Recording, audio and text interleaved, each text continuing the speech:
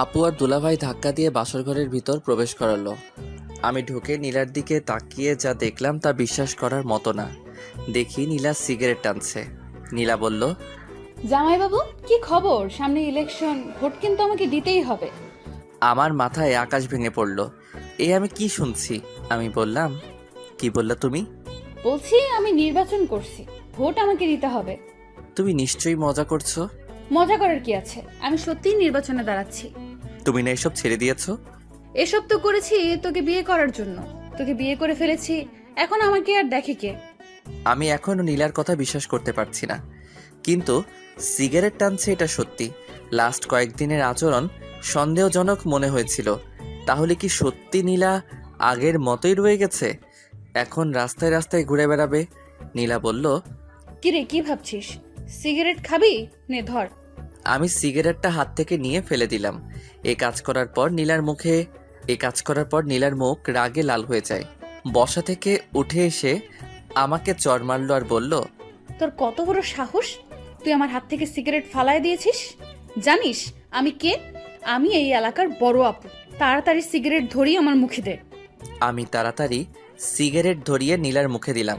নীলা বলল, শোন, তুই তো বলেছিলি বিয়ে করতে, বিয়ে না করলে ভবিষ্যৎ অন্ধকার, তাই আমি সেটাই করলাম। বিয়ে করলে তো স্বামীর কথা মানতে হবে, তাই এখন আমি তোমার স্বামী, তোমার আমার কথা মানতে হবে। মানবো না? কি করবি? অনেক কিছু। আমাকে কিছু করলে তোর হাত পা ভেঙে সারা জীবনের জন্য লুলা বানিয়ে দিব। আমি ভাবলাম নীলা এখন তার পাওয়ার দেখাচ্ছে, অহংকারে তার মাথা ঠিক নাই। আমি বললাম, শোনো, আমার বোধহয় তোমার মাথা ঠিক নাই, তোমার লম্বা একটা ঘুম দরকার। আমি সম্পূর্ণ ঠিক আছি। আমি যদি চেয়ারম্যান হই, তাহলে কত মানুষ আমাদের সম্মান করবে, তাই না? আমার এত সম্মান দরকার নাই। তোমাদের প্রকৃত সম্মান কোথায় জানো? ওকে ওকে, আমি আর শুনতে চাই না। নীলা, তোমার কি হয়েছে? কি সুন্দর কথাবার্তা ছিল তোমার, কথার মধ্যে আলাদা একটা জাদু ছিল। হঠাৎ করে সব পাল্টে গেল। আমার বোধহয় তোমার মাথা ঠিক নাই, এখন তোমার ঘুম দরকার। কি? আমার মাথা ঠিক নাই? এই বলে ঠাস করে আমাকে চড় মেরে দিল। ব্যথার কারণে কাঁদি নাই, কষ্টের কারণে চোখ দিয়ে পানি চলে আসলো। আমি নীলার পায়ে ধরে বললাম, নীলাপু, তুমি আমাকে মেরে ফেলো, কিন্তু আমার মা বাবার সাথে কটু কথা আর খারাপ ব্যবহার করো না। ওকে, পা ছাড়। না, তুমি ওয়াদা করো আমার কথার বিরুদ্ধে গেলে তাদের সাথে নরম ভাষায় কথা বলবা। ওকে, বলবো। আমি খেয়াল করলাম নীলার পায়ে ধরাতে নীলা কেমন যেন মোচড় দিয়ে উঠল। যতক্ষণ পায়ে ধরে রাখছিলাম ততক্ষণ বড় বড় শ্বাস নেয়। আমি পা ছেড়ে এক কোণায় গিয়ে বসলাম। কিছুক্ষণ কোনো কথা বললাম না। আমি বললাম, আমার ঘুমে ধরেছে, আমি ঘুমিয়ে যাই। এই সময় গয়না কে খুলবে? কেন, তোমার হাত আছে না? আমি একটা বালিশ আর খেতা নিয়ে নিচে শুয়ে পড়লাম। নীলা বলল, ওপরে শো। না, তোমার সাথে শুবো না। কেন? চিন্তা ভাবনা করে দেখো। আমি এই বলে নিচে বিছানা করে শুয়ে পড়লাম। নিচে কার্পেট আছে, বালিশ আর খেতা দিয়ে শুয়ে পড়লাম। আপু দুলাভাই কম্বল দেয় নাই। ভাবছে আজ রাতে এমনিতেই গরম থাকবো, কম্বল লাগবে না। আমি নিয়ত করলাম যতদিন পর্যন্ত নীলা আমার কথা মতো না চলবে, ততদিন আমি নীলার শরীর টাচ করব না। আর যদি বেশি বাড়াবাড়ি করে তাহলে অন্য ব্যবস্থা করব। ভাবছিলাম আজ নীলার ২৭ বছরের জীবনের একটা কষ্টের ইতি ঘটতে যাচ্ছে, কিন্তু না, সেই কষ্টটা আরও দীর্ঘমেয়াদী হলো। নীলার মুখটা আমার চোখে ভাসছে। মন চাচ্ছে এখন গিয়ে মনের ইচ্ছা মতো কিস করার জন্য, কিন্তু সেটা সম্ভব না যেদিন পর্যন্ত আমার পায়ে ধরে মাপ না চাইবে, ততদিন পর্যন্ত কোনো স্পর্শ নাই। যদি পরকীয়া করে করুক, পরদিন অন্য মেয়ে নিয়ে আসবো। যেহেতু ২৭ বছর কোনো পরকীয়া করে নাই, মনে হয় না সামনে করবে। এসব কথা ভাবতে ভাবতে কখন যে ঘুমিয়ে পড়লাম। সকালবেলা ঘুম থেকে উঠে দেখি নীলা পাশে আমাকে জড়িয়ে ধরে ঘুমিয়ে আছে বিছানার উপর। আমি সাথে সাথে উঠে পড়লাম। নীলাও উঠে পড়ল আর বলল, কি হলো? উঠে পড়লি কেন? তোমাকে কে বলেছে আমার সাথে শুতে? আমার মন চাইছে তাই। থাকো তুমি তোমার মন নিয়ে। আমি চলে গেলাম ওয়াশরুমে। ওয়াশরুম থেকে বের হয়ে টেবিলে পড়তে বসলাম। কিছুক্ষণ পড়লে মা ডাক দিল খেয়ে যেতে। খাইতে গেলাম। মা জিজ্ঞেস করলো, নীলা কই? আসে নাই? না। আসবো নে। মা আমার রুমে গেল, গিয়ে নীলাকে নিয়ে আসলো। আমি খাওয়া দাওয়া করে চলে গেলাম রুমে। একটা কথাও বললাম না, খেয়ে চলে আসলাম। বিছানায় শুয়ে মোবাইল টিপছি। নীলা চা আনলো, বলল, এই নে চা। টেবিলে রাখো। নীলা টেবিলে রাখলো। নীলা বলল, আমি বাইরে যাব। যেখানে মনে চাই যাও, আমাকে জিজ্ঞেস করার কি আছে। দেখলাম নীলা রেডি হয়ে বাইরে চলে গেল। আমিও পিছে পিছে বের হলাম, কারণ সে আমার বউ। সবচেয়ে বড় কথা হলো আমি তাকে ভালোবাসি। নীলা এলাকার কয়েকজন ছেলের সাথে দেখা করলো, তাদের সাথে অনেকক্ষণ কথা বলল। আবার নীলা বাড়ির দিকে হাঁটা ধরলো। আমি দোকানে গিয়ে সিগারেট ধরাইলাম, খেয়ে বাসায় আসলাম। দেখি নীলা ঘর ঝাড়ু দিচ্ছে। আমি বিছানায় শুয়ে পড়লাম। নীলা আমার দিকে আর চোখে তাকাচ্ছে। দেখে আমি কিছু বলি কিনা, কিন্তু না, আমি একটা কথাও বলবো না। যতদিন পর্যন্ত এসব না ছাড়বে, এভাবে মানসিক কষ্ট পেয়ে যাবে। ঝাড়ু দিয়ে আমার পাশে শুইল। আস্তে আস্তে নীলা একটা হাত আমার শরীরে রাখলো। আমি যত বিরক্ত আছে সব বিরক্ত নিয়ে নীলার দিকে তাকালাম। নীলা হাত সরিয়ে নিল। আমি উঠে কাপড় নিয়ে ওয়াশরুমে চলে আসলাম। ভাবলাম আমার কথা মানবে না, আবার আমার কাছ থেকে সুখের আশা করে। এত সোজা না দুনিয়াটা। আমি দেখলাম নীলার কয়েকটি কাপড় ভিজানো আছে, সেগুলো ধুয়ে দিলাম। আমি গোসল করে কাপড়গুলো নিয়ে ছাদে চলে গেলাম। ছাদে গিয়ে কাপড় নেড়ে আসলাম। এসে দেখি নীলা ওয়াশরুমে মনে হয় গোসল করছে। আমি টেবিলে বসে বই ঘাঁটছি। ভাবছি এক রুমে দুই মানুষ, একজনের সাথে আরেকজন কথা বলে না। নীলা ওয়াশরুম থেকে গোসল করে বের হলো। নতুন এক শাড়ি পরে, যেটা দেখে আমার মাথা পুরো গরম হয়ে গেল। নীলা কাপড় নেড়ে বিছানায় বসে চুল আঁচড়াইতেছে, আর আমি লোভাতুর দৃষ্টিতে নীলার দিকে তাকিয়ে রইলাম। তার কোমরের একাংশ দেখা যাচ্ছে। আমি কাশতে কাশতে বাথরুমে চলে গেলাম। আধা ঘন্টা পর বের হলাম। বের হয়ে দেখি জমিয়ে মার সাথে আড্ডা দিচ্ছে। দিনটা কেটে গেল। সারাদিন কেউ কারোর সাথে কথা বলি নাই। রাতের বেলা আমি পড়তেছি, নীলা শুয়ে শুয়ে মোবাইল টিপছে। কতক্ষণ পড়লাম জানি না। নীলা বলল, হইছে, আর পড়তে হবে না, এবার ঘুমা। তোমার বলা লাগবে না। আমি আস্তে আস্তে বিছানায় শুয়ে পড়লাম। নীলা আমার পাশে শুইল। আমি বললাম, নীলা, এসব নির্বাচন কি দরকার আছে? চলো আমরা নিজেরা সুন্দর একটা সংসার করি। দেখ, নির্বাচন সম্পর্কে আমাকে কিছু জিজ্ঞেস করবি না, ওইটা তো বাইরে। এখন তো আমরা দুজন একসাথে। এখনো তুমি আমার থেকে অনেক দূরে। এই বলে আমি বালিশ নিয়ে নিচে চলে আসলাম। আমি কি করব বুঝতে পারছি না। আজকে নীলাকে অনেক সুন্দরী দেখাচ্ছে।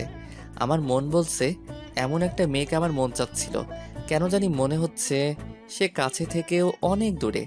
মা বাবা যদি জানতে পারে নীলা নির্বাচন করবে, তাহলে কি যে হবে আল্লাহ জানে। সবচেয়ে বেশি কষ্ট পাবে মা। এর আগে নীলাকে আটকাতে হবে।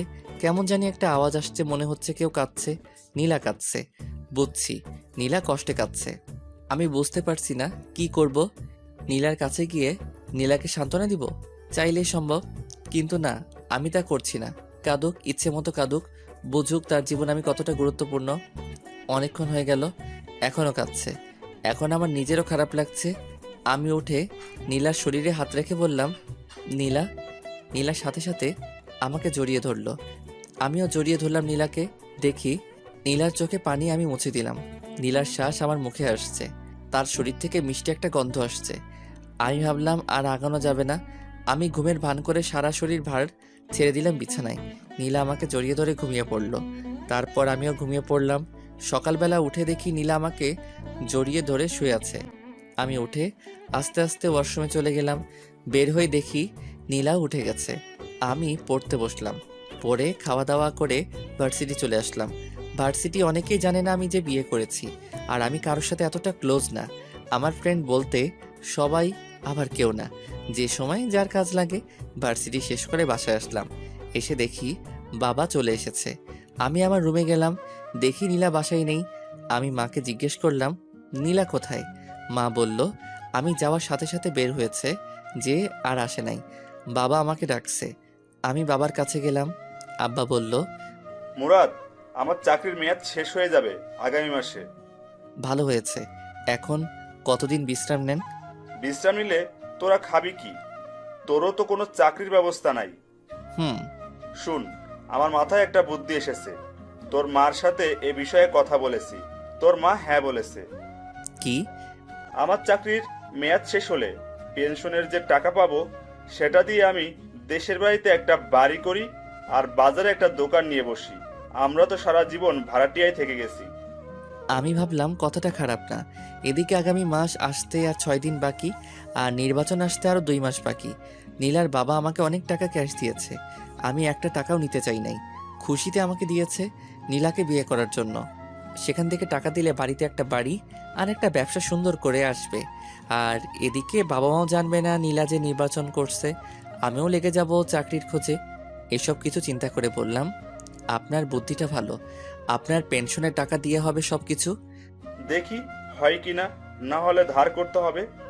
ধার করা লাগবে না, শ্বশুরবাড়ি থেকে যে টাকা পেয়েছি সেটা দিয়েই হবে। ওকে। তোমার অফিসে চাকরির কোনো পোস্ট খালি আছে? না। তাহলে আমি আগামীকাল থেকে লেগে পড়ি চাকরির খোঁজে। তাই কর। আমি রুমে এসে ভাবতে লাগলাম নীলা কোথায় গেল। নীলার মার কাছে ফোন দিলাম। হ্যালো আম্মা, কেমন আছেন? ভালো। বাবা তুমি কেমন আছো? ভালো। আম্মা, নীলা বলছিল বাড়ির কাছে এক বান্ধবীর বাসায় যাবে, সে কি আপনার এখানে এসেছে? না তো। ওকে, তাহলে বোধহয় এসে পড়বে। আমি ফোন কেটে দিলাম। নীলাকে ফোন দিলাম, ধরছে না, কেটে দিচ্ছে। আমি কি করব কিছু বুঝে পাচ্ছি না। ঘর থেকে বের হব তাকে খোঁজার জন্য, অমনি নীলা ঘরে ঢুকলো। আমি কিছু বললাম না, আর বললে কি হবে, সে তো আমার কথা শুনবেই না। এরপরেও আমি জিজ্ঞেস করলাম, কোথায় গিয়েছিলে? বাড়িতে গিয়েছিলাম। ও, মিথ্যা কথা ভালোই বলতে পারো। যেখানে মনে চায় সেখানে যাব, তোকে বলতে হবে? এমন কথা শুনে আমার মেজাজ গরম হয়ে যায়। আমি কানে কানে গিয়ে বললাম, রাতে তাহলে কাঁদিস, তোর খবর আছে। দেখবো না তুই কি করস। ওকে। মা নীলাকে ডাক দিল। নীলা চলে গেল। আমি একটু বাইরে বের হলাম। একটা চায়ের দোকানে গিয়ে সিগারেট নিলাম। কোথা থেকে জানি এক ছেলে এসে জিজ্ঞেস করলো, কি ভাই, কি খবর? আমি চিনতে পারলাম সাজিদ। এই তো আছি। তোমার আর বড় আপুর বলে বিয়ে হয়েছে? হুম। তুমি কি করে বড় আপুকে পটিয়ে বিয়ে করে ফেললে? আমার ভাবতে অবাক লাগছে। আরে ভাই, কপালে আছে। সেটাই, তোমার বউ তো নির্বাচনে পাশ করব। সত্যি? তুমি জানো না, আজকে যে বক্তৃতা দিছে অর্ধেকের বেশি মানুষ তার পক্ষে চলে এসেছে। তাই নাকি? ধুর ভাই, আপু আপনার কাছে কিছুই বলে না? কোথায় বক্তব্য দিয়েছে? আপনি জানেন না, ওই সামনের মোড়ে। এত আয়োজন, এত কিছু, এসবের খরচ কে দিয়েছে? বড় আপু। ধুর ভাই, আপনি আমার কাছ থেকে চালাকি করে কথা জেনে নিচ্ছেন। আপু জানতে পারলে আমাকে মারবে। ধুরু ভাই বসো। মামা বেনসন দাও তো। মামা এসে সিগারেট দিল। আমি বললাম, আমার একটা কাজ করতে পারবা? আপুর বিরুদ্ধে আমি কিছুই করতে পারবো না। আরে বোকা, সে তো আমার বউ, আমি তার বিরুদ্ধে কি বলবো? শোনো, তুমি শুধু বলবা সামনে কোথায়, কোন জায়গায় তোমাদের বড় আপু বক্তব্য দেয়। কি করে বলবো? ফোন করে।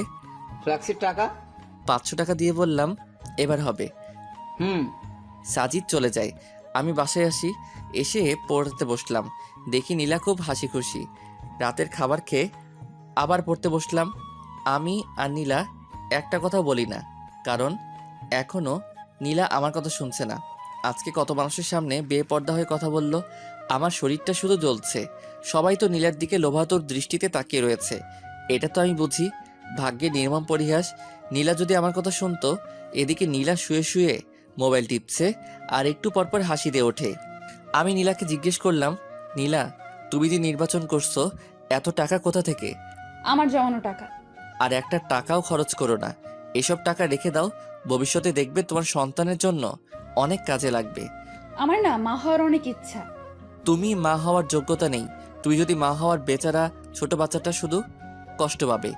আমি মা হলে বাচ্চাটাকে সারা দিন বুকের কাছে আগলে রাখতাম। শুনছি তুমি বলে নির্বাচনে জিতবে, আর এদিক দিয়ে যদি তুমি মা হও তাহলে কি হবে? তুমি সারাদিন কাজে এখানে সেখানে ঘুরে বেড়াবে, আর এদিকে বাচ্চাটা তোমার বুকের এক ফোঁটা দুধের জন্য কান্না করবে। আমি এসব দেখতে পারবো না। আমি মা হলে সারা দিন তাকে বুকে আগলে রাখবো। নীলা আজকে একটা সাদা ড্রেস পরেছে, বাংলায় যাকে বলে প্লাজো। আর যেহেতু নীলা শুয়ে আছে, তাই নীলার হাঁটু অবধি প্লাজো উঠে আছে। নীলার এই সুন্দর পা দেখে আমার অবস্থা খারাপ। আমি আস্তে আস্তে কাছে গেলাম, গিয়ে নীলার পাটা ঢেকে দিলাম।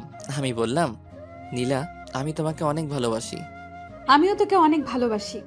তাহলে তুমি আমার কথা শুনছো না কেন? আমি একটা প্ল্যান হাতে নিয়েছি, সেই প্ল্যানটা আমি যে করেই হোক কমপ্লিট করব। নীলা, তুমি কেন বুঝছো না? যদি মা বাবা জানতে পারবে তুমি নির্বাচন করছো, তাহলে বুঝতেই পারছো মা কতটা কষ্ট পাবে। যেই মাকে তুমি বিয়ার কথা বলাতে মা সাথে সাথে রাজি হয়ে যায়। তোমাকে কতটা বিশ্বাস করে, একটু ভুলের জন্য সব শেষ হয়ে যাবে। আমাকে একজন বলছে একজনে অনেক কথা বলবে, এসব কথায় কান্না দিতে। সকল স্বামী তার স্ত্রীর ভালো চায়, আমি কখনো তোমার খারাপ চাই না। নীলা, এসব হলো ছেলে মানুষের কাজ। তোমার উচিত আমাদের সংসার কিভাবে সুন্দর করা যায় সেটা চিন্তা ভাবনা করা। যা তো এখান থেকে তুই, আমার ভালো লাগছে না। আমি জানি নীলা, আজকে তুমি কোথায় গিয়েছো। জানলে ভালো। কেন নীলা, তোমার কি একটু জানের ভয় নেই? আছে। তাহলে এত মানুষের সামনে বেপর্দা হয়ে কিভাবে কথা বললে? আমি অনেকক্ষণ প্র্যাকটিস করেছি। আর আমাকে কি কেউ মেরে ফেলবে নাকি? তুমি একা একা চলো, আমার ভয় করে। তাহলে তুই আমার সাথে চল। নীলা, তুমি আমাকে ভালোবাসো? হুম। যদি আমি তোমাকে ছেড়ে চলে যাই তাহলে তুমি কষ্ট পাবে না? ছেড়ে চলে যাবি মানে? যেখানে যাস সেখান থেকে তোকে বের করে আনবো। নীলার এমন কথা শুনে আমার চোখ দিয়ে পানি পড়ছে। এ কি, তুই কাঁদতেছিস কেন? তোমার কথা শুনে কাঁদছি। তোর কষ্টটা বল। হয়তো তোমার সুখের দিনে আমি থাকবো না, আর আমার সুখের দিনে তুমি থাকবে না। কেন? ইস নীলা, তুমি যদি আমার কথা বুঝতে, আমি তোমার সাথে না থাকতে পারলেও তোমার ছায়া হয়ে থাকবো। মানে বুঝতে হবে না, এখন ঘুমাও, আমি বালিশ নিয়ে নিচে আসবো। নীলা বলল, ওপরে শো, নিচে অনেক ঠান্ডা। ওকে। আমি নীলার উল্টো দিকে মুখ ফিরে শুয়ে রইলাম। ঘুম আসছে, ঘুমিয়ে পড়লাম। নীলার যে করেই হোক নির্বাচনে দাঁড়াবে এবং পাশ করেও নিজের নাম সারা দেশে ছড়িয়ে দিবে। এখন যদি যে কোনো বাতাসে উপেক্ষা করবে, রাস্তাঘাটে হাঁটলে কত সম্মান করবে মানুষ। মুরাদের আবদার নীলা বুঝতে পারে, কিন্তু নীলাকে নির্বাচনে দাঁড়াতেই হবে। নীলা ভাবছে, নীলা নির্বাচনে পাশ করলে মুরাদ দেখবে তার কত সম্মান। তার আগে যেভাবেই হোক তাকে টিকে থাকতে হবে। নীলা আবার ভাবে সে কোনো ভুল করছে না তো, কিন্তু লোকের সমর্থনে সব ভুলে যায় নীলা। নীলা বুঝতে পারছে মুরাদ খুব কষ্ট পেয়েছে। মনে মনে নীলা ভাবে আর মাত্র 2টা মাস, তারপর দেখতে পাবে তোমার আর কোনো কষ্ট থাকবে না। নীলারও ঘুম পাচ্ছে। নীলা জানে এখন মুরাদের শরীরে হাত দিলে মুরাদ রাগ করবে, তাই নীলা মুরাদের শরীর ঘেঁষে ঘুমানোর চেষ্টা করলো। আস্তে আস্তে নীলা মুরাদের শরীরটা জড়িয়ে ধরলো। শেষমেশ মুরাদকে জড়িয়ে ধরে ঘুমিয়ে পড়লো। সকালবেলা ঘুম থেকে উঠে দেখে মুরাদ পড়ছে। নীলা অনিচ্ছা সত্ত্বেও কেন জানি পিছন থেকে জড়িয়ে ধরলো। মুরাদও নীলার হাতটা নিয়ে নীলার হাতে চুমু খেলো। আর কিছুক্ষণ পর নীলা ওয়াশরুমে চলে আসলো। একেবারে গোসল করে বের হলো। ছাদে কাপড় নাড়তে যাবে। 3 তলা থেকে 4 তলায় উঠলো। 4 তলায় এক মহিলার কাণ্ড দেখে নীলা থমকে যায়। দেখলো একটা বাচ্চা ছেলেকে চোখে চোখে মুখে চুমু দিয়ে বলল, যাও বাবা, বাবার সাথে স্কুলে যাও। আর বাচ্চাটা বলল, বাই মা। যাওয়ার সময় বাচ্চাটা মার গালে চুমু খেলো। শেষমেশ টাটা দিতে দিতে বাচ্চাটা চলে গেল। নীলা পুরো কাজটা দেখলো। দীর্ঘ একটা শ্বাস ফেলে মনে মনে বলল, ইস, আমার যদি এরকম একটা বাচ্চা থাকতো। পেটের দিকে হাত দিয়ে পেটের মধ্যে হাত বুলিয়ে দেয় নীলা। মুরাদ, তুই কেন বুঝতে পারস না আমার মনের কথা? আমাকে একটা বাচ্চা দে, কসম করে বলছি, তার কোনো কষ্ট আমি হতে দিব না। নীলা আবার ভাবে, মুরাদ হয়তো ঠিকই বলেছে, এসব তো ছেলে মানুষের কাজ। আমার কাছে তো ঘরের ভেতর, আমি 2-3টা বাচ্চা নিয়ে সুখের ঘর করব। নীলা নিচে এসে দেখলো মুরাদ কলেজে চলে গেল। নীলা নিয়ত করে ফেলেছে এসব বাদ দিয়ে মুরাদের কথা মতো চলবে। নীলা ঘর থেকে বের হলো অফিসে গিয়ে নিজের পথ বাতিল করতে। বাসা থেকে বের হয়ে হাঁটা ধরলো। কিছুক্ষণ যাওয়ার পর কোথা থেকে জানি এক মেয়ে এসে বলল, আপু আমার বাড়ির সামনে, প্লিজ আপু আমার সাথে একটা ছবি তুলেন। বলতে পারবো আমি চেয়ারম্যান আপুর সাথে ছবি তুলেছি, সবাই আমাকে বস মানবে। প্লিজ আপু। ওকে তুলো। মেয়েটা ছবি তুলে বলল, আমার আপনাকে খুব ভালো লাগে, আমার ফ্যামিলির সবাই আপনাকে ভোট দেবে। Thank you. হেঁটে কেন, রিক্সা দিয়ে যান। আসলে শরীরটা বেড়ে যাচ্ছে তো তাই। ওকে আপু চলেন আপনাকে এগিয়ে দিই। চলো। মেয়েটা আর নীলা হাঁটছে। সামনে দিয়ে যে যায় সেই লম্বা করে একটা সালাম দেয়। নীলা হাসি মুখে তাদের বিদায় দেয়।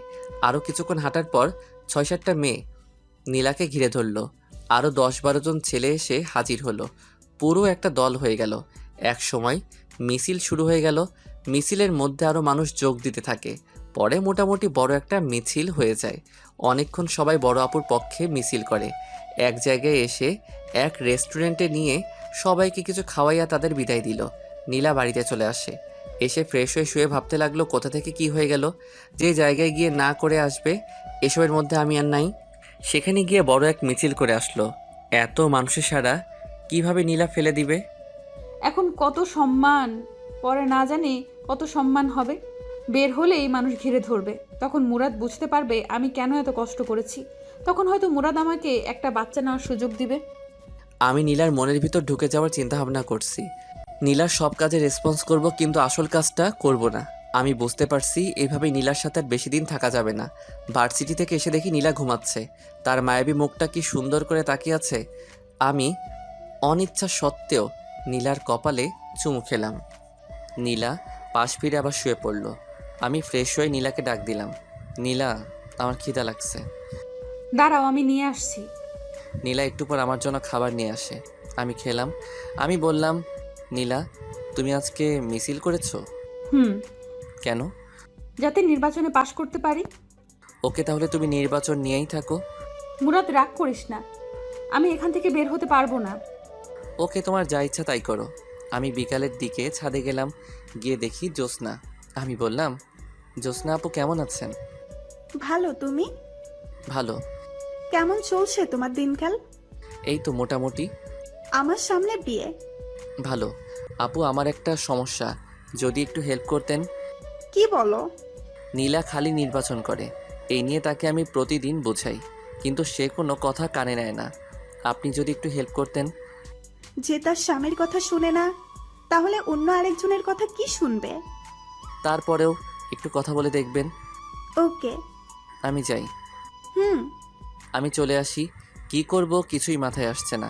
এইভাবে এক সপ্তাহ চলে গেল। বাবা গ্রামে চলে যায়। গ্রামের বাড়িতে নতুন বাড়ি হলে মাও চলে যাবে। নীলা জিজ্ঞেস করলে বলি বাড়িতে বেড়াতে গেছে। আমি এই বিষয় নীলার কাছ থেকে সম্পূর্ণ গোপন রাখি। আর সে নির্বাচন নিয়ে ব্যস্ত, এদিকে টাইম দেওয়ার কোনো প্রশ্নই আসে না। নীলাকে কেমন জানি লাগে, তার সাথে কথা বলা, হাসাহাসি এখন আর ভালো লাগে না। এখন কেন জানি নীলাকে বিরক্তিকর মনে হয়। আমি আস্তে আস্তে নীলার সাথে কথা বলা কমিয়ে দিলাম। ওই তো আগামীকাল সারাদিন নীলার সাথে একটা কথা বলি নাই। বুঝতেই পারছেন এটা কতটা কষ্টকর।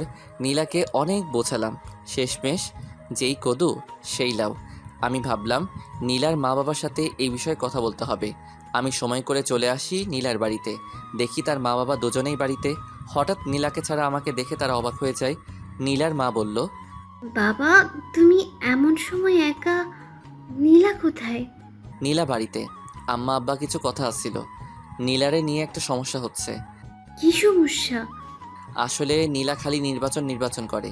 এই সারাদিন নির্বাচন নিয়ে বাড়ির বাইরে ব্যস্ত থাকে। কত যে বললাম এসব ছেড়ে দিতে, আমরা সুন্দর করে সংসার সাজাই, কিন্তু কে শুনে কার কথা। আপনারা দুজন যদি একটু বলতেন এসব ছেড়ে দিতে, তাহলে খুশি হতাম। আসলে বাবা কি বলবো, সে ছোটবেলা থেকেই স্বপ্ন দেখে আসছে এই এলাকায় নির্বাচন করবে, তাই সে ছোটবেলা থেকে টাকা জমাইছে। তোমার অসুবিধা হলে আমরা অবশ্যই নীলাকে বুঝাবো। ধন্যবাদ। আমি নীলার বাড়ি থেকে খাওয়া দাওয়া করে বাসায় আসলাম। এসে দেখি নীলা ঘরের ভিতর নাচতেছে। আমি মুচকি হাসি দিলাম। আমি বললাম, এত খুশি কেন? সবাই বলছে আমি পাশ করব। ঘরের বাইরে বের হলে কত মানুষ আমাকে ঘিরে ধরে। সেটা তো ধরবেই, কারণ তুমি অনেক সুন্দরী, আর সুন্দরের পূজা করে সবাই। সুন্দরী বলে না, আমি চেয়ারম্যান হব বলে। এখনো কোনো নেতা তোমাকে আহ্বান করে নাই রাতে তার সাথে থাকার জন্য? এটা কি বললি তুই? আবার বল। মুহূর্তের মধ্যে নীলা চোখ মুখের রং পাল্টে গেল। যদি এরকম অফার পাও তাহলে ফোন করে বলে দিও, আজ রাতে আমি বাইরে থাকব। ঠাস ঠাস করে দুটো চর বসিয়ে দিল গালে। আমি বললাম, সত্যি কথা বললে কারো সহ্য হয় না। নীলা কেঁদে দেয়। কেঁদে কেঁদে আমাকে জড়িয়ে ধরে বলে, তুই এমন কথা বলিস না। এই নীলা শুধু তোর, নীলার সব তোর, নীলার যৌবন রূপ সব তোর, এসব কিছু তোর জন্য। নীলা আমার একটা হাত নিয়ে তার গালে দিল। খুব কষ্ট হচ্ছে নীলা, এর একটা কিছুই আমি পাবো না। এসব কিছু কয়েকদিন পর পথের মানুষের কাছে চলে যাবে। এমন কথা মুখে আনিস না মুরাদ, আমি তোরে ভালোবাসি, তোকে ছাড়া আমি বাঁচবো না। তুই এমন কথা আর বলিস না। প্লিজ নীলা, তুমি এসব ছেড়ে চলে আসো, প্লিজ প্লিজ। তোমার আর আমার জন্য সুন্দর একটা জীবন অপেক্ষা করছে, এসব ছেড়ে দাও। নীলা কিছু বলছে না। আমি আস্তে আস্তে নীলার গালে ধরে নীলার ঠোঁটের কাছে আমার ঠোঁট নিয়ে আস্তে আস্তে লাগিয়ে দিলাম। নীলা চোখ বন্ধ করেছে। নীলা আমার মাথাটা চেপে ধরলো তার ঠোঁটে। আমি পাগলের মতো কিস করছি নীলাও। নীলার শ্বাস ভারী হচ্ছে। আমি ভাবলাম এখনই বাদ দিতে হবে, না হলে নীলাকে আটকানো কঠিন হবে। আমি আস্তে আস্তে নীলাকে ছেড়ে দিলাম। নীলা বলল, কি হলো? ভালোই তো লাগছিল, আবার ধর। মনে হয় মা ডাকছে। এই বলে আমি সোজা ঘর থেকে বেরিয়ে আসলাম। নীলা বুঝতে পারছে না কি বলবে, শুধু তাকিয়ে রইল। আমি ভাবলাম লাভ নাই, যতদিন না পর্যন্ত ওইসব ছাড়বে না ততদিন পর্যন্ত আমাকে পাবে না। আমি 2-3 জায়গায় চাকরির জন্য নিবন্ধন করলাম। এসব বিষয় নীলার কাছে গোপন রাখলাম। তাকে বলে কি করব? আমি বাইরে যাওয়ার সাথে সাথে নীলা ঘর থেকে বের হয়ে পড়ে। আর কি বলবো, এসব কিছু নীলার কাছে গোপন রাখলাম। আমি সোজা বাইরে আসলাম, এসে সিগারেট খেলাম, খেয়ে রুমে ঢুকলাম। রুমে ঢুকলে নীলা বলল, তুই আমার বাবা মার কাছে বিচার দিয়েছিস কেন? মনে চেয়েছে। দেখ, আমাকে নিয়ে প্রতি দোকানে এখানে সেখানে সব জায়গায় কথা হয়।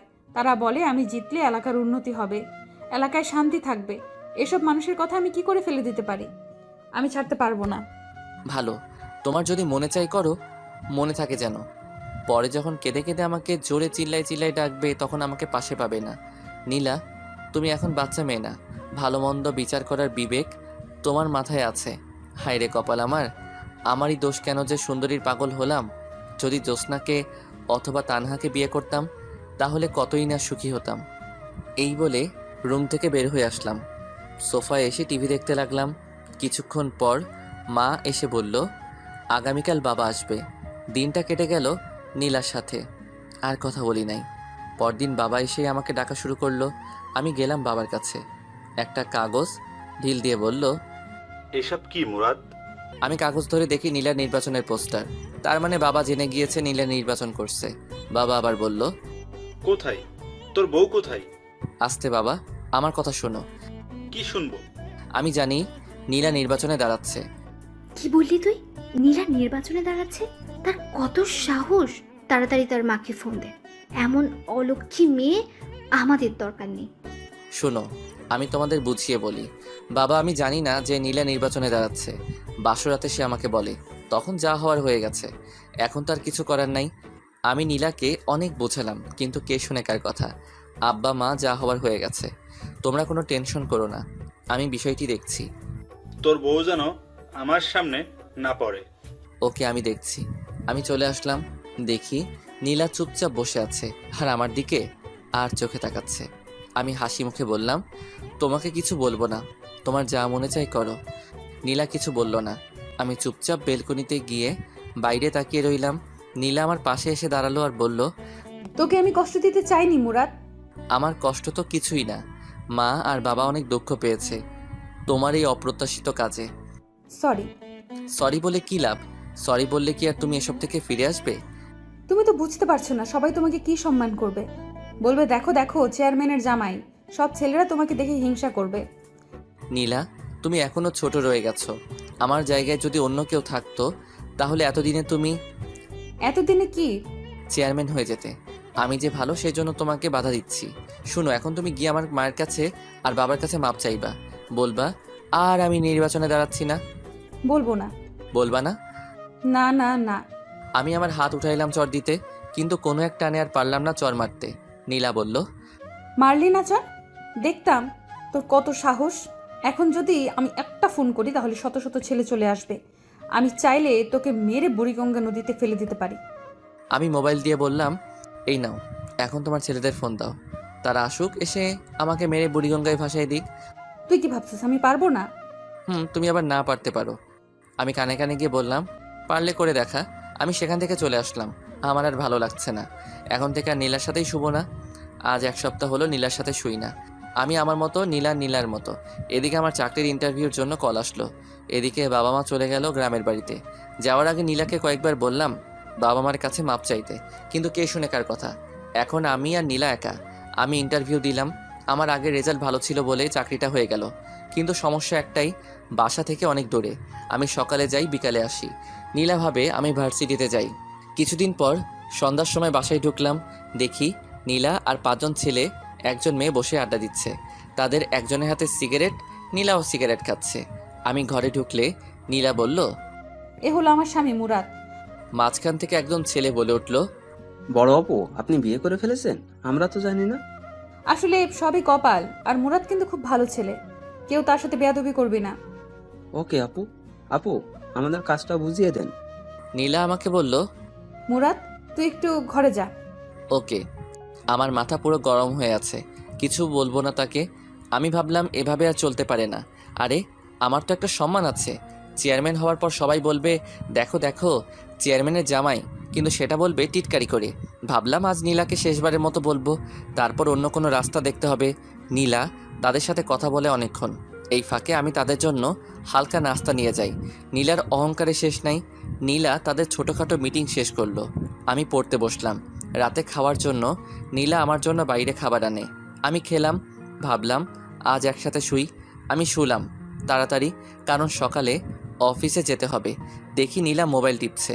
আমি বললাম, নীলা বলো। মোবাইল রাখো। ওকে, বলো।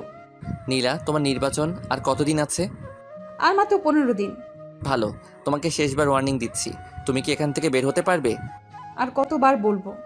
তাহলে শোনো, এসব ছেলে পেলে নিয়ে ফ্ল্যাটে আসবা না। কেন? আমি না করছি তাই।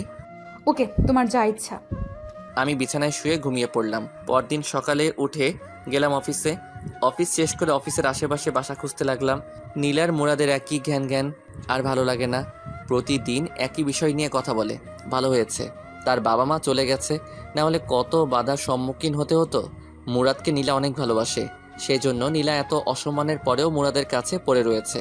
কিন্তু নীলা বুঝতে পারছে না মুরাদের কি হয়েছে। কিছুদিন ধরে মুরাদ নীলার সাথে খুব ভালো ব্যবহার করছে, খুব হাসি খুশি, সব কাজে রেসপন্স। নীলা বুঝতে পারল মুরাদ তাহলে এতদিনে সব কিছু বুঝতে পারছে। ওই তো সেদিন নীলার মিটিং করে আসতে দেরি হয়েছিল। মুরাদ এগিয়ে গিয়ে নীলাকে নিয়ে আসে। শীত বলে দুজন এক চাদরের ভিতর একজন আরেকজনকে জড়িয়ে ধরে বাসায় আসে, যা দেখে নীলার খুব ভালো লাগে। এই মাসের শেষ কয়েকদিন নীলা মুরাদকে জড়িয়ে ধরে ঘুমায়। মুরাদের প্রতি নীলার ভালোবাসা অনেক বেড়ে যায়। কিন্তু এসব কিছু রীতি ঘটলো ওই দিন দুপুরে। ঘুম থেকে উঠে দেখলো মুরাদের বই কাপড় চোপড় কিছুই নেই, আর টেবিলের উপর একটা চিঠি পেল। নীলা উঠে পুরো রুম দেখলো, তেমন কিছুই নেই। কয়েকটা বই আর কিছু কাপড় চোপড় পরে আছে, সেগুলো পুরাতন। আলমারি খুলে দেখলো মুরাদের কিছুই নেই।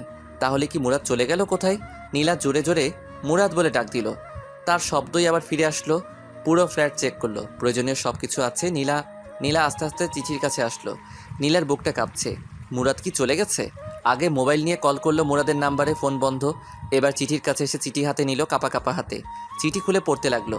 চিঠিতে লেখা আছে, নীলা, আমি কোনো চিঠি লিখছি না যাতে পরে উত্তর দিতে না পারো। নীলা, একটা কথা তো জানো, স্বাধীনতা অর্জন করার চেয়ে রক্ষা করা কঠিন। আমার ক্ষেত্রে সেটাই হয়েছে। আমি তোমাকে খুব ভালোবেসে ফেলেছিলাম, কিন্তু সেটা ধরে রাখতে পারিনি। নীলা, আমি তোমার সাথে মোটামুটি অনেক সময় কাটিয়েছি। নীলা, তুমি যখন বলতে আমি কোথাও চলে গেলে আমাকে যেখান থেকে পারো ধরে নিয়ে আনবে, তখন আমার খুব অহংকার হতো। আনলে আবার কি হবে? আমার একই কথা, নির্বাচন করো না। সেরকম কথা তোমাকে শুনতে আর হবে না। আমি চলে গেলাম। এখন তুমি নির্বাচনে বেশি ফোকাস করতে পারবে। দোয়া করি নির্বাচনে পাশ করে এলাকার উন্নতি করতে পারো। সবাই একটা চেয়ারম্যান থেকে এটাই আশা করে, আর সবসময় গরিব দুঃখীদের পাশে থাকবে। দেখবে তুমি ভালো একটা চেয়ারম্যান হতে পারবে। নীলা, আমি দুঃখিত, আমি ভালো একটা স্বামী হতে পারিনি, তোমার কথায় রাজি হতে পারিনি। তোমার সামনে জীবন পড়ে রয়েছে, ভালো একটা ছেলেকে বিয়ে করে মা হওয়ার স্বপ্ন দেখো। খুব ইচ্ছে ছিল বাবা হওয়ার, কিন্তু সেটা হলো না। নীলা, আমি তোমাকে ছেড়ে অনেক দূরে চলে এসেছি। আমার খুঁজতে তুমি বের হয়েও না, কারণ তুমি আমাকে খুঁজে পাবে না। আমি পিছনের সকল পথ বন্ধ করে দিয়েছি। তুমি জেনে খুশি হবে, আমি একটা চাকরি পাইছি। তোমার অন্তরে কি ছিল সেটা আমি আদৌ চিন্তা করে বের করতে পারিনি। শেষ কয়েকদিন তোমার সাথে ভালো ব্যবহার করেছি, কারণ তুমি যাতে বুঝতে পারো তোমার জীবনে আমি কতটুকু গুরুত্বপূর্ণ ছিলাম। কিন্তু তুমি সময় থাকতে গুরুত্ব দাওনি। আহ নীলা, তুমি যদি আমার কথা শুনতে, তাহলে হয়তো পৃথিবীর একমাত্র সুখী সংসার আমরা হতাম। নীলা, তুমি চেয়ারম্যান হতে চাও, সেটা বিয়ের আগে বলতে, তাহলে আমি তোমাকে বিয়ে করতাম না, কারণ আমি সিম্পল একটা সুখের সংসার দেখতাম। এখন বুঝতে পারছি, বড় লোকেরা বড় লোকের ঘরে মানায়, গরিব গরিবের ঘরে মানায়। বড়লোক যখন গরিবের ঘরে যায় তখন শুরু হয় সমস্যা। সেটা হয়েছে তোমার আর আমার মাঝে। তুমি দেখতে বড় হওয়ার স্বপ্ন, আর আমি দেখতাম সিম্পল জীবনযাপন। তোমার স্মৃতি হিসেবে তোমার দেয়া চরগুলো থাকবে আমার সাথে। আর হ্যাঁ, অবশ্যই নামাজ পড়বে, নির্বাচনে পাশ করতে পারো সেজন্য দোয়া করবে। আমিও দোয়া করি তুমি ভালো একটা চেয়ারম্যান হও। আমাকে পাওয়ার জন্য কখনো দোয়া করবে না, কারণ আল্লাহ কারো দোয়া ফেলায় না। সবশেষে বলবো, তুমি ভালো একটা স্বামী নাও, মা হওয়ার স্বপ্ন দেখো, আর ভালো একটা চেয়ারম্যান হওয়ার চেষ্টা করো। আর তোমার বাবার দেওয়া টাকাগুলো আমার বালিশের নিচে আছে। নীলা আমার বউ, আমার ভালোবাসা, সারা জীবন সুখে থেকো। নীলার চোখের পানি চিঠির অনেকখানি ভিজে গেছে। নীলা কি করবে বুঝতে পারছে না। এখন কেমন যেন একা একা লাগছে। আরেকবার নীলার মনে হচ্ছে ভালোই হয়েছে, খালি খালি সারাক্ষণ ঘ্যাং ঘ্যাং করতো। নীলা আস্তে আস্তে চোখের পানি মুছলো, বিছানায় এলিয়ে চিন্তা করতে লাগলো। বালিশের নিচে হাত দিয়ে দেখে টাকা, অনেক টাকা। নীলার কেমন যেন ভয় ভয় করছে। নীলা একা এই বাসায় থাকতে পারবে না। মুরাদ বলছে চাকরি পেয়েছে, কোথায় পেয়েছে সেটা জানতে হবে। সেটা জানতে পারলে তার ঠিকানা বের করা যাবে। নীলা পুরো ফ্ল্যাট খুঁজলো, এরকম কিছুই পেল না। নীলার মনে হলো কে জানি দরজায় টোকা দিচ্ছে। খুলে দেখে জ্যোৎস্না। জ্যোৎস্নাকে দেখে নীলা হাউ মাউ করে কেঁদে উঠলো আর জ্যোৎস্নাকে জড়িয়ে ধরলো। জ্যোৎস্না বলল, নীলা কাঁদছস কেন? আর মুরাদ কোথায়? চলে গেছে আমাকে ছেড়ে। সেটা তোর জন্য আরো ভালো হয়েছে। এখন শান্তি মতো তুই নির্বাচন করতে পারবি, আর তোকে কেউ বাধা দিবে না। না না, এ হতে পারে না। সেজন্য মুরাদ আমাকে ছেড়ে চলে যাবে? আমি তোকে আগেই বলেছি মুরাদের কথা মতো চল। কিন্তু সে চলে যাবে কেন? তুই তার কথা 16 কানা শুনুস নাই। তুই যদি তার কথা মতো চলতি, তোর জায়গায় যদি আমি থাকতাম তাহলে আমি কোনো কথার অবাধ্য হতাম না। এখন আমি কি করব? তাকে ছাড়া কিভাবে থাকবো? তোর যেটা প্রাপ্য তুই সেটাই পাইছস। তাকে আমি ভালোবাসি। এমন ছেলেও পাওয়া যায় বইয়ের কারণে বাড়ি থেকে চলে যায়। আমি তাকে ছাড়া থাকতে পারবো না। তাকে আমি অনেক কষ্ট দিয়েছি। আল্লাহ, তুমি তাকে আমার কাছে ফিরিয়ে দাও। শোন, সে মনে হয় আর আসবে না। তুই এখানে থাকতে পারবি না। ঘন্টা 3 আগে আমার কাছে মুরাদ গিয়েছিল, তারপর এই কাগজটা আমার কাছে দিয়ে যায়। কাগজে কি আছে শুনবি? বলো। জ্যোৎস্না আপু, তুমি আমার একটা কাজ করে দিও। আমি চলে যাচ্ছি নীলাকে ছেড়ে। নীলা তো এখানে একা থাকতে পারবে না, আর যদি থাকে তাহলে বলবেন কাউকে সাথে নিয়ে থাকতে, কারণ রাতে বুঝতে পারবে রাতটা তার জন্য কতটা নিষ্ঠুর। নীলা যদি চলে যায় তাহলে ফার্নিচারগুলো নিচের দেওয়া ঠিকানায় পাঠিয়ে দিয়েন। আর কিছু টাকা আছে। না, আমি এখানেই থাকবো। শেষমেশ আমি এই ঘরটা নিয়ে আমি বেঁচে থাকতে চাই। আমি শিওর মুরাদ আমাকে অনেক ভালোবাসে। সে একদিন ফিরে আসবে। সে একদিন ফিরে আসবে। সেটা তোর কপাল। তার আগে তোকে নির্বাচন থেকে বেরিয়ে আসতে হবে। তোর বিয়ের আর কয়দিন আছে? আর 13 দিন। এখন থেকে নিয়ে বাকি দিনগুলো তুই আমার সাথে থাকবি রাতে। ওকে, পরে দেখি। আমি যাই, মনে হয় মা ডাকছে। একটু পর একেবারে চলে আসিস। ওকে। জ্যোৎস্না চলে গেলে নীলা ফুপিয়ে কাঁদতে লাগলো। ভাগ্যের জোরে অফিসের পাশে একটা ব্যাচেলর ফ্ল্যাট পেয়ে যাই, সেখানে উঠি। ভাবলাম আজ সব কিছু সমাপ্তি হলো। নীলাকে ভালো লাগতো, কিন্তু নীলার নির্বাচন ভালো লাগতো না। আমি যে রুমে সিট নিলাম সেই রুমে আরও দুজন আছে। তারা দুজন চাকরিজীবী, তাই আমাদের ফাইজলামো করার কোনো প্রশ্নই আসে না। যাই হোক, পরদিন সকালে অফিসে গেলাম।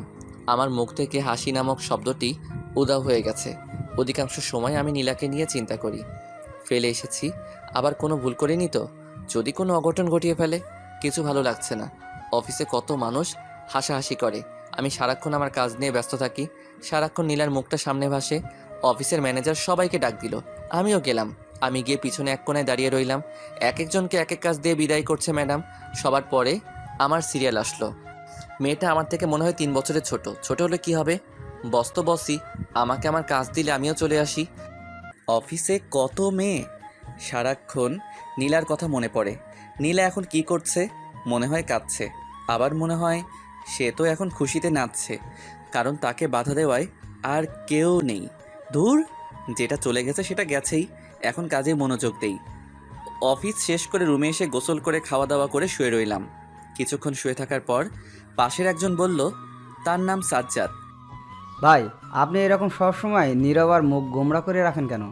কোনো সমস্যা? আমাদের বলেন, দেখি হেল্প করতে পারি কিনা। ভাই, আপনার কি বউ আছে? হ্যাঁ ভাই। তার কথা আপনার মনে পড়ে না? হ্যাঁ মনে পড়ে, প্রতিদিন কথা বলি। আজকে তো কয়েকবার কথা বললাম। ভাই, আমি আমার বউকে সারা জীবনের জন্য ছেড়ে চলে এসেছি, তাই ভাই তার কথা চিন্তা করি। কেন ভাই, আপনি আপনার বউকে ছেড়ে চলে এসেছেন? ভাই, শখের বশে এক সিনিয়র আপুকে বিয়ে করেছিলাম। বিয়ের পর তার কথা আমি শুনতাম, কিন্তু সে আমার কথা শুনতো না, তাই ছেড়ে চলে এসেছি। Very interesting. আমরা দেখি যত কম বয়সী মেয়ে আর তুমি কি না সিনিয়র আপুকে বিয়ে করো? থাক ভাই, যা হওয়ার হয়ে গেছে, এখন সামনে ফোকাস করেন। দেখবেন আরও ভালো মেয়ে কপালে আসবে। আমি পড়তে বসলাম, কারণ আমাকে ভার্সিটি শেষ করতে হবে। এটা বেসরকারি, যে কোনো সময় চাকরি চলে যেতে পারে। পরদিন অফিসে গেলাম, সারাদিন অফিস করলাম, কারোর সাথে কথা বলিনি। সবাই টিফিন করে আর আমি নীলার কথা চিন্তা করি। সে কি এখনও ঠিক আছে নাকি? আমি নেই বলে কারোর সাথে কামে লিপ্ত হয়েছে? না না, নীলা এরকম মেয়েই না। ভাবলাম নীলাকে একটা নজর দেখে আসবো। আগামীকালই যাব, অফিস শেষ করে চলে আসব। এক লোক এসে খবর দিল ম্যানেজার ডাকছে। আমি অফিসে গেলাম। ম্যাডামকে দেখে আমার মেজাজ গরম হয়ে যায়। ম্যাডাম, এটা কোনো কাপড় পরলো? একটা টাইট জিন্স আর টাইট শার্ট, ঠোঁটে লিপস্টিকে ভরা, চুলগুলো মাথায় পাহাড় করে রেখেছে। আমি লজ্জায় মাথা নিচু করে দাঁড়িয়ে রইলাম। নীলাকে আমি জিন্স অবস্থায় 2 দিন দেখেছি, তারপরেও প্রথম আর সবসময় নর্মাল পোশাক পরতো, যার কারণে নীলাকে আমার অনেক ভালো লাগতো। আর শাড়ি পরা অবস্থায় দেখলে মনে হতো, রিয়ান ভাইয়ের কথাটা, কোন গ্রহ থেকে এসেছো তুমি, যেখানে শুধু রূপের চর্চা করা হয়। এখন নীলার শাড়ি পরা মুখটা মনে হলে শরীরে কাঁপুনি দিয়ে ওঠে। বসেন। আমি মাথা নিচু করে চেয়ারে বসলাম। আবার বলল, মুরাদ ভাই, এখানে কি আপনার কোনো কাজ করতে অসুবিধে হচ্ছে? না। তাহলে সব সময় এমন মনমরা হয়ে থাকেন কেন? 2 দিন একেবারে বেশি। আমার মতে এই অফিসে আসার পর একমাত্র আমার সাথে আপনি কথা বলেছেন। কেন? কারণ জানতে পারি? না, আমি শুধু আমার কাজ করব। এমন মানুষ হয়? আপনার বাড়িতে দেখলাম আপনি বিবাহিত। আপনার ওয়াইফের সাথে কোনো সমস্যা হয়েছে? সেরকমই ধরতে পারেন। এটা কোনো সমস্যা হলো? সেজন্য আপনি যাওয়ার সময় তার সবচেয়ে বেশি পছন্দের জিনিসটা নিয়ে যাবেন। দেখবেন সব ঠিক হয়ে যাবে। আমি চলে আসলাম। হিসাব করে দেখলাম নির্বাচনের আর মাত্র কয়েকদিন বাকি। পরদিন অফিস বন্ধ, তাই সময় করে রাতে এলাকায় আসলাম, যাতে কেউ না চিনতে পারে। শীতের রাত, মুখে মাফলার জ্যাকেট বেঁধে, সাথে মাথায় ক্যাপ দিয়ে রাস্তায় হাঁটছি। হাঁটতে হাঁটতে বাসার সামনে গেলাম। বাসার নিচে দাঁড়িয়ে আর চোখে বেলকনিতে তাকাচ্ছি। দেখি বাতি জ্বালানো, তার মানে নীলা এখানেই আছে। সে কি কাঁদছে নাকি হাসছে, সেটা যদি দেখে যেতে পারতাম। অপেক্ষা করি, যদি বেলকনিতে আসে। বেশি অপেক্ষা করতে হলো না, না চাওয়ার চেয়ে বেশি পেয়ে গেলাম, যেটা দেখে নীলার আসল মুখোশ উন্মোচন হয়ে গেল। দেখি 3 জন ছেলে আর 4 জন মেয়ের সাথে নীলা হাসতে হাসতে বের হচ্ছে, যেটা দেখার জন্য আমি মোটেও প্রস্তুত ছিলাম না। আমি ভাবলাম আমার ধারণা সব ভুল। আমি ভাবছিলাম নীলা বোধহয় মন খারাপ করে বসে আছে, কিন্তু না, নীলা নীলার মতো নির্বাচনের কাজ করছে। থাকুক সে তার নির্বাচন নিয়ে, আমি থাকি আমার মতো। আর নীলার চিন্তা মাথায় আনবো না, এলাকার নাম মুখে নিব না। আমি মন খারাপ করে বাসায় চলে আসলাম। সারা রাত ঘুম নাই। কি করব? আমি নীলাকে ছেড়ে চলে আসলাম, অথচ আমি বেশি কষ্ট পাচ্ছি। আর এদিকে নীলা খুশিতে শেষ। শখের বসে গিয়েছিলাম সিনিয়র মেয়েকে বিয়ে করতে, আবার সে বলে এলাকার ডন। এমন ফালতু মেয়ে আমার কপালে জুটল, সে বলে আমার বউ। দূর, ঘুমাই। এসব চিন্তা করতে করতে কখন যে ঘুমিয়ে যাই। এদিকে নীলা কাঁদতে কাঁদতে চোখ ফুলিয়ে ফেলেছে, কারণ মুরাদকে ছাড়া নীলার এক মুহূর্ত ভালো লাগে না। সারাদিন ঘরে নীলা একা, কিছু ভালো লাগে না, খাওয়া দাওয়া ঠিকমতো করে না। এখন নীলা মুরাদের অভাব হাড়ে হাড়ে টের পাচ্ছে। 2 দিন ধরে নীলা নির্বাচনের কোনো কাজে যাচ্ছে না, কারণ তার মন ভালো না। কি বলবে গিয়ে নীলা? ওই দিন রাতে নীলাকে তার সাথের লোকেরা দাওয়াত দিল। নীলা বলে দিয়েছে আসতে পারবে না, কিন্তু হলো কি, রাতে কয়েকজন বাসায় এসে হাজির। তাদের জোড়াজড়িতে নীলা তাদের সাথে গেল। সেখান থেকে এসে জ্যোৎস্নাকে কল দিল। জ্যোৎস্না আসলো। রাতে জ্যোৎস্নার সাথে ঘুমাই। 2 জন শোয়ার পর জ্যোৎস্না বলল, এসব তুই ছাড়বি? এসব ছাড়লে দেখ মুরাদ তোর কাছে ফিরেও আসতে পারে। সত্যি মুরাদ আবার আমার কাছে ফিরে আসবে? যখন শুনবে তুই আর নির্বাচনে দাঁড়াচ্ছিস না, তখন বুঝতে পারবে তুই মুরাদের কথা শুনছস। কি করে বুঝবো? সে কি এই দেশে আছে নাকি নাকি নতুন বিয়া করে ফেলছে? এই বলে নীলা কেঁদে দিল। নীলা, কাঁদিস না, তার জন্য দোয়া করবেন, সে যেন ভালো থাকে। দেখবি একদিন ঠিকই আল্লাহ তোদের দুজনকে মিলিয়ে দেবে। নীলা ফুপিয়ে ফুপিয়ে কাঁদছে আর মোবাইল থেকে ছবি বের করে মুরাদকে দেখছে। এসব দেখতে দেখতে কখন যে ঘুমিয়ে যায়। সকালে উঠে নীলা নামাজ পড়ে আল্লাহর কাছে অনেক কান্নাকাটি করে মুরাদকে ফিরিয়ে দেওয়ার জন্য। আমি পরদিন অফিসে যাই। গতকাল থেকে আজকে আমার মনটা বেশি খারাপ। অফিস শেষ করে চলে আসব। একজন এসে বলে গেল ম্যাডাম ডাকছে। আমি ম্যাডামের অফিসে গিয়ে মাথা নিচু করে দাঁড়িয়ে রইলাম। বললাম, বসেন।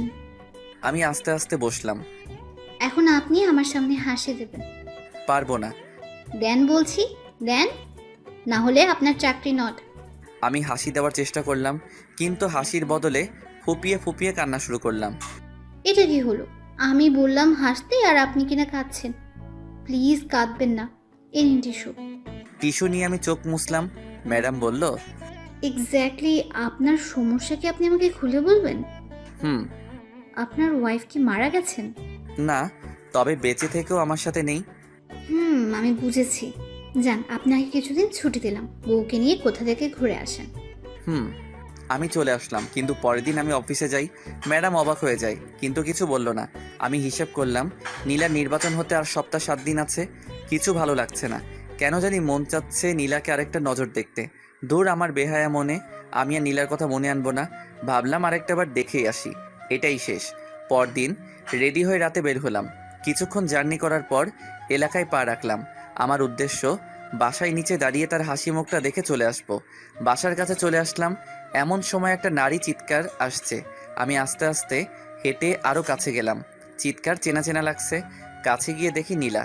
আমার সারা শরীরে একটা হিমশীতল স্রোত বয়ে গেল। দেখি 4 জন ছেলে নীলাকে ঘিরে ধরেছে। একজন বলছে, তুই নির্বাচন করবি?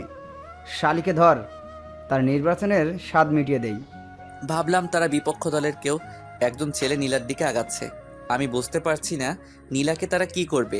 দেখি ওনা টান দিয়ে সরিয়ে দিতে চাইলো। আমার মাথায় রক্ত উঠে গেল। ভাগ্যবশত আমার পাশে একটা বেলচা ছিল। আমি মুখটা ভালো করে ঢেকে নিলাম যাতে নীল না বুঝতে পারে। বেলচা নিয়ে আগালাম। যেহেতু চারদিকে অন্ধকার, তাই একদিক থেকে উদয় হয়ে যে নীলার ওড়না দিয়ে টান দিল, তার পিঠে গিয়ে আঘাত করলাম। শালা জোরে এক চিৎকার দিয়ে নিচে শুয়ে পড়ল। আমি আবার অন্ধকারে চলে গেলাম।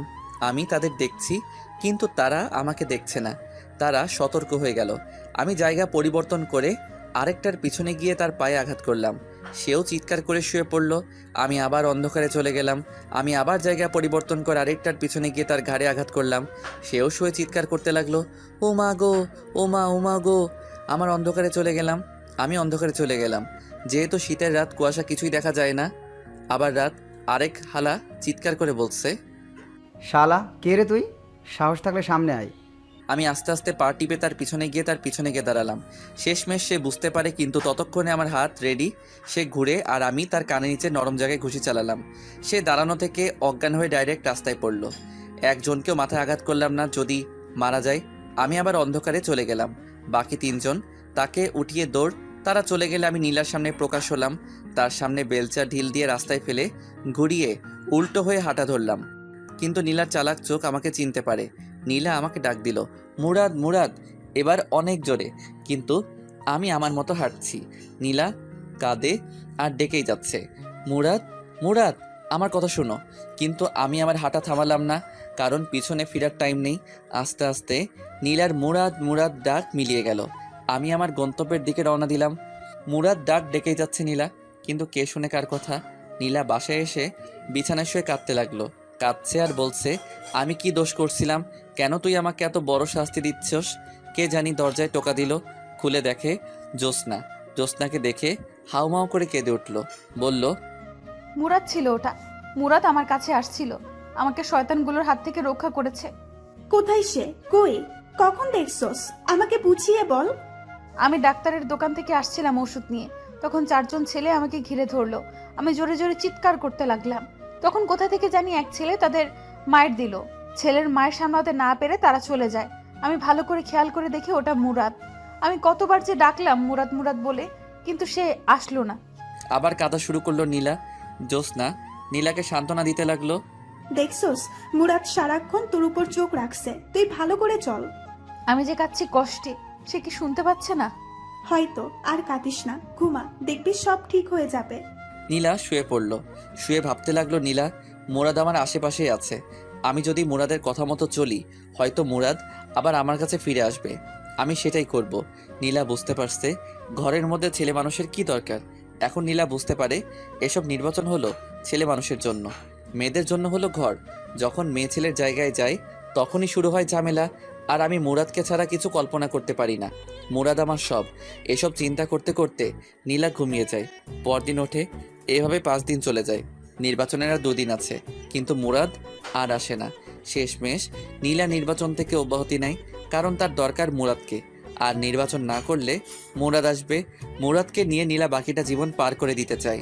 আজ 5 দিন হয়ে গেল, আমি ওই দিনের ঘটনা ভুলতে পারছি না।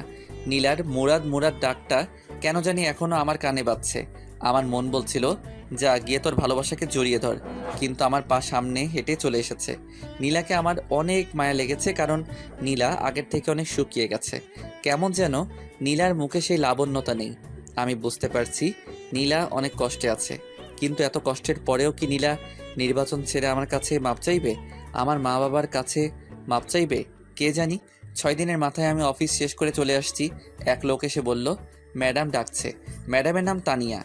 আমি অফিসে গেলে ম্যাডাম বলল, আপনার নাম কি? মুরাদ। আপনার ওয়াইফের নাম কি? সেটা না বললে হয় না? বাড়ি কোথায়? নরসিংদী। ওকে যান। আমি ম্যাডামের কাজ করবার কিছুই বুঝলাম না। নির্বাচনের 2 দিন পর গেলাম এলাকায় শিওর হতে নীলা নির্বাচনে পাশ করেছে কিনা। আমি এলাকায় ঢুকে এক লোককে জিজ্ঞেস করলাম, ভাই এই এলাকার চেয়ারম্যানকে? আগে যে ছিল সে। মানে তাহলে আপনাদের বড় আপু নির্বাচনে পাশ করে নাই? আরে ভাই, আর বললেন না, কত আশায় ছিলাম বড় আপু পাশ করলে এলাকার অনেক উন্নতি হবে, কিন্তু হলো কি, নির্বাচনের 2 দিন আগে বড় আপু নির্বাচন থেকে অব্যাহতি নেয়। পরে আর কি হবে, আগে যে আছে সেই পাশ করে। আমি লোকটাকে ধন্যবাদ বলে চলে আসলাম। ভাবলাম তাহলে নীলা এতদিনে আমার কথা শুনছে, কিন্তু সে সময় থাকতে শুনেনি। অতএব আমি আর নীলার কাছে যাচ্ছি না। এদিকে নীলা একা হয়ে গেল, কারণ জ্যোৎস্নার বিয়ে হয়ে গেছে। নীলা রাতে কিভাবে থাকবে? বাড়িতেও নীলা কিছু বলে নাই। নীলা ভাবলো সারা রাত মুরাদের কথা চিন্তা করে কাটিয়ে দিবে। নীলা রাতে অনেক ভয় পায়, বুঝতে পারছে মুরাদ তার কাছে এতদিন কি ছিল। রাতে নীলা ঘুমাতে পারে না ভয়ে, শেষ রাতে ঘুমিয়ে যায়। নীলা চিন্তা করছে আজকে রাতে কিভাবে থাকবে। নীলার এক ফুফাতো বোনের কথা মনে পড়লো, তার নাম তানিয়া, খুব হ্যান্ডসাম আর নীলাকে খুব সম্মান করে। নীলা ভাবলো তানিয়াকে ফোন করে দেখা যায় কয়েকদিন থেকে যায় কিনা। পরেরটা পরে দেখা যাবে। নীলা তানিয়াকে ভিডিও কল দেয়। তানিয়া ফোন ধরে। আসসালামু আলাইকুম তানিয়া, কেমন আছো? জি আপু, ভালো। তুমি কেমন আছো? এই তো ভালো। তোমার চেহারা তো তা বলছে না। আমার চেহারা কি বলছে? মনে হচ্ছে তুমি অনেক কষ্টে আছো, কেমন যেন আগে থেকে শুকিয়ে গেছো। শোনো, এখন থেকে তুমি আমার কাছে থাকবে। কেন, তুমি না বিয়ে করেছো? তোমার জামাইয়ের কি হয়েছে? ওর কথা আর বলিস না। এখন তুমি বলো কখন আসবা? অফিস শেষ করে চলে আসবো। কাপড় চোপড় নিয়ে আসবা, কিছুদিন থাকবা। ওকে? ওকে, চলে আসবো। নীলা ভাবলো যাক একটা ব্যবস্থা হলো। এখন কিছু রান্না করতে হবে তার জন্য। নীলা তার জন্য অনেক কিছুই রাত্রেবেলা তানিয়া আসলো, তানিয়াকে খাওয়ালো। তানিয়ার অনেক ক্লান্ত লাগছে, তাই তানিয়া ঘুমিয়ে যায়। সকালে উঠে আবার তানিয়া অফিসে চলে যায়। নীলা সারাদিন ঘরের ভিতর কাটিয়ে দেয়। বিকালের দিকে তানিয়া অফিস শেষ করে আসলে তারা একসাথে খেলো। খাওয়ার সময় তানিয়া জিজ্ঞেস করলো, আপু তোমার হাজবেন্ড কোথায়? এই বিষয়ে জিজ্ঞেস না করলে হয় না? না, তোমাকে বলতেই হবে। তুমি আগে থেকে অনেক চেঞ্জ হয়ে গেছো। আগে সবসময় তোমার মুখে হাসি লেগে থাকতো, আর এখন তোমার কি অবস্থা হচ্ছে, দিন দিন শুকিয়ে কাঠ হচ্ছ। ঠিক মতো কি খাওয়া দাওয়া করো না? এটা নিশ্চয়ই তোমার পিছিয়ে হাজবেন্ডের কারণে। সে কোথায়? খাওয়ার পর তোমাকে বলি। ওকে। খাওয়া দাওয়া করে দুজনে বিছানায় বসলো। তানিয়া বলল, এবার বলো। সে আমাকে ছেড়ে চলে গেছে। কি? এটা কি করে সম্ভব? সারা জীবন শুনে এসেছি স্বামীর জ্বালায় মেয়েরা বাপের বাড়ি চলে যায়।